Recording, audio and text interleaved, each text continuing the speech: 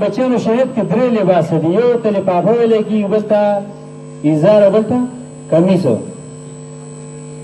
خو دا چې کومه طریقه ده هم دا امام ابن حبان رحمت الله علیه حدیث کې چې کومه ذکر کړې ده نو دا ډېره بهترینه طریقه ده. هغې خو به تا دا کړي چې د مړي دازونه به تا تړلي، صحیح ده. بیا چې دا درې څادرې دا درې کفنې لاندې پراتې نو دا به په دې طریقه به دې باندې راتاو کول به دا داسې کې نفران بیا به داسې شي. نو په دې طریقې سره څه شو؟ او لاس نسو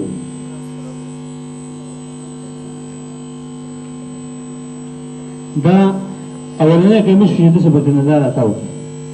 دویم دا که پکې نه مړه وباسي لاسونه ورته صحیح دي. دویم به داسې شي او بیا په بکس طرف باندې چې کوم دی دا روان. او دریم چې کوم غټ څادر دی دا په دې طریقه باندې روان دی داسې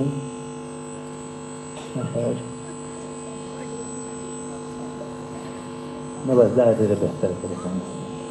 او بیا به ستاسو یو دغه درسئ هغه به دلته وتړي او بل دا به دلته وتړي. دا ګولي بند څه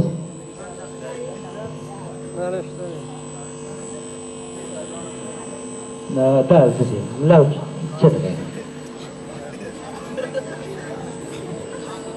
بیا په دې طریقې سره دا به بس دا څه شو؟